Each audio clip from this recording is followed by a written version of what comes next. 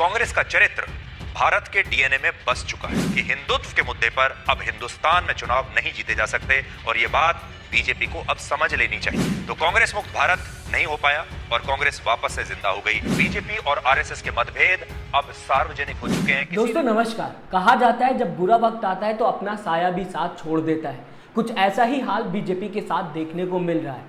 गोदी मीडिया पलटते हुए दिखाई दे रही है, आरएसएस पलटते हुए दिखाई दे रही है। जिस आरएसएस ने बीजेपी को सबसे ज्यादा सपोर्ट किया, ये कहा जाए कि बीजेपी को बनाने में सबसे बड़ा हाथ किसी का है तो वो आरएसएस का है और आरएसएस का भी बयान अब बीजेपी के खिलाफ आता हुआ दिखाई दे रहा है। इस बीच सुधीर चौधरी आए दिन वीडियोस बनाते हुए दिखाई दे रहे हैं, खबरें बनाते हुए दिखाई दे रहे हैं, जिसमें वो बीजेपी के खिलाफ बात करते हुए दिखाई दे रहे हैं। वही इंसान जो कई सालों से बीजेपी के पक्ष में खबरें बनाता हुआ नजर आ रहा था, लॉकडाउन को लेकर कोरोना जिहाद की बात करता था, लव जिहाद की बात करता था, साथ ही साथ मजार जिहाद की बात करता था। इसके बाद हर चीज में जिहाद ढूंढने की कोशिश अगला कर रहा था। बुलंदशहर में मंदिर टूटा था, उसके लिए मुसलमानों को ब्लेम किया जा रहा था। दिन रात हिंदू मुसलमान करता हुआ नजर आ रहा था और साथ ही साथ ऐसी कई स्टोरी हैं जिसमें सरकार का समर्थन करता हुआ इंसान नजर आ रहा था। लेकिन आज पूरी तरीके से वो इंसान पलट गया। इसकी वजह क्या है मैं आपको दोस्तों बताऊंगा। आपको एक एक थंबनेल दिखा दिया, साथ ही साथ कटिंग दिखाई जहां पर सुधीर चौधरी जी सरकार के लिए खबरें बनाने की कोशिश कर रहे थे पिछले कई सालों से। अब जो खबरें सामने आ रही हैं सुधीर चौधरी जी की, उसमें यह पता चल रहा है कि सुधीर चौधरी अब निष्पक्ष होने की कोशिश कर रहे हैं। 100 चूहे खा के बिल्ली हज को चली, आपने कहावत सुनी होगी। दरअसल ये हो क्यों रहा है आखिर में आपको बताऊंगा। लेकिन अब सुधीर चौधरी जी ने नया वीडियो बनाया है, नई खबर बनाई है, जिसमें सुधीर चौधरी जी बताने की कोशिश कर रहे हैं कि बीजेपी और आरएसएस में मतभेद देखने को मिल रहा है। मतभेद के बाद साथ ही साथ ये भी बताने की कि सुधीर चौधरी जी कोशिश कर रहे हैं बीजेपी आरएसएस के गोद में खेली है, गोद में पली बढ़ी है। साथ ही साथ नीतीश और चंद्रबाबू नायडू के साथ बीजेपी को चलना इतना मुश्किल नहीं होगा जितना कि अब आरएसएस के साथ चलना मुश्किल होगा। ये क्यों कह रहे हैं आप सबको दोस्तों पता होगा, और जिनको नहीं पता हो मैं आपको बताना चाहूँगा। संघ प्रमुख मोहन भागवत का भी हाल में बयान आया जहां पर वो बताने की कोशिश कर रहे थे कि चुनाव लड़ने में इस बार अगर बात की जाए मर्यादा का पालन नहीं किया गया। साथ ही साथ एक सिक्के के दो पहलू होते हैं, यानी कि इंडिया अलायंस और एनडीए की बात करते हुए नजर आए और दोनों ही सही है, दोनों को अपनी बात रखनी चाहिए। सबको ही देश चलाना है तो इतना क्यों मनभेद हो रहा है लोगों के बीच में, पार्टियों के बीच में, इस तरीके की बात करते हुए नजर आए। और साथ ही साथ अहंकार की बात की और कहा कि इस बार चुनाव में असत्य का प्रयोग जो है वो किया गया है। अब ये सारी बातें कहाँ जुड़ती हैं ये सब आपको पता होगा। किसने असत्य का प्रयोग किया, कौन बार बार झूठ बोलता हुआ नजर आया, किसने जनता को वो बातें बोली जो सच्चाई में थी ही नहीं, सब आपको पता होगा। प्रधानमंत्री नरेंद्र मोदी बताने की कोशिश कर रहे थे कि 2 भैंस है तो 1 भैंस कांग्रेस ले लेगी अगर इंडिया अलायंस की सरकार आ जाती है। अगर आपके पास 2 घर है तो 1 घर कांग्रेस लेगी। अगर कांग्रेस सरकार आ जाती तो आपका मंगलसूत्र तक नहीं बचेगा। कांग्रेस मैनिफेस्टो को लेकर कई अफवाह फैलाते हुए बीजेपी दिखाई दी। ये सारी रिकॉर्डेड बातें हैं जो प्रधानमंत्री की जनता ने सुनी थी। साथ ही साथ ये भी कह दिया था कि कांग्रेस को अगर मुजरा करना हो तो वो करे। इंडिया अलायंस को अपने वोट बैंक की गुलामी करनी है तो करें, उनको वहां जाके मुजरा करना है तो भी करें।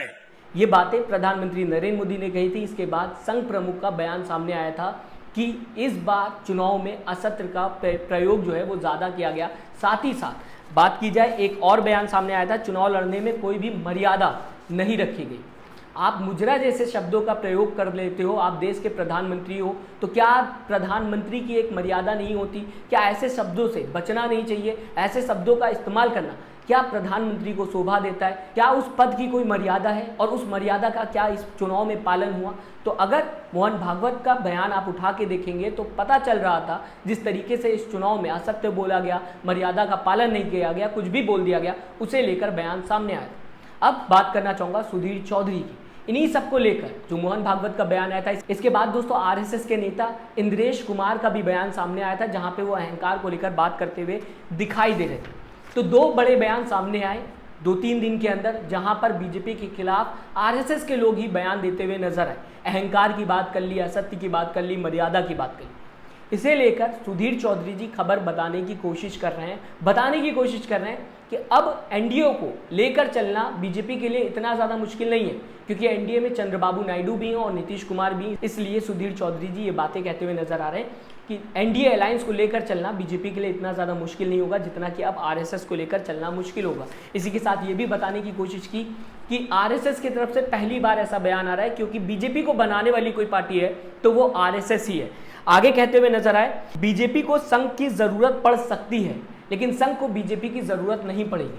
क्यों ये बात कही आप सबको पता है।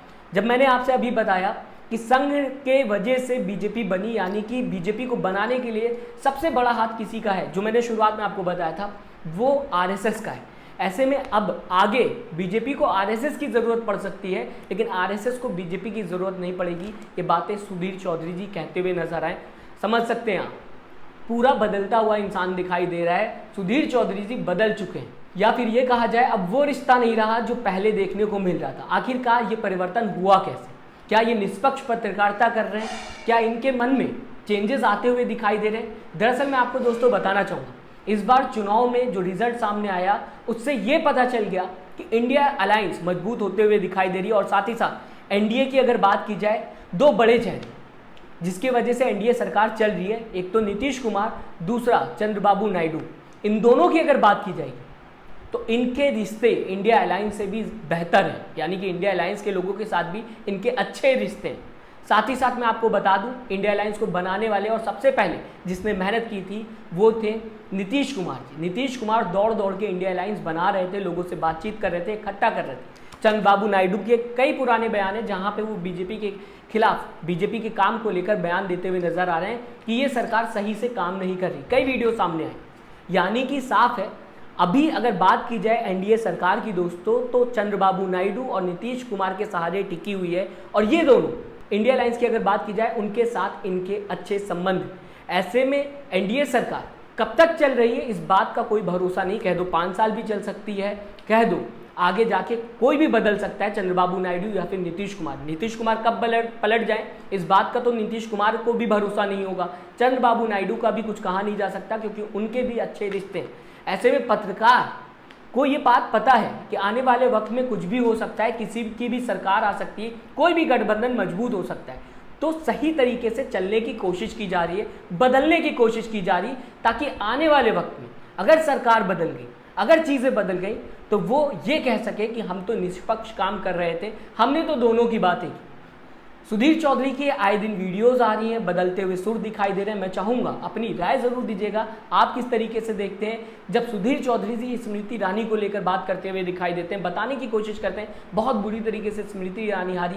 इंडिया अलायंस की बात करते हुए दिखाई देते हैं, जो इंसान लगातार टारगेट करता हुआ इंडिया अलायंस को कई सालों से दिखाई दे रहा था, आज वो उसके पक्ष में भी खबर बना रहा है। दोस्तों, आपके हिसाब से जिस लोकतंत्र को लेकर बार बार विपक्ष ये कह रहा था कि कमजोर होता हुआ नजर आ रहा है, आज वो मजबूत हो गया है।